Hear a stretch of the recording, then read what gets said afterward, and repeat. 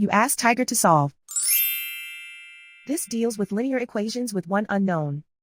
The final result is x equals 5. Let's solve it step by step. Group all x terms on the left side of the equation. Add 2x to both sides. Simplify the arithmetic. Group like terms. Simplify the arithmetic. Isolate the x.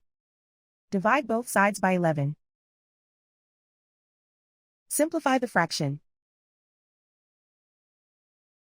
Find the greatest common factor of the numerator and denominator. Factor out and cancel the greatest common factor. And so the final result is x equals 5.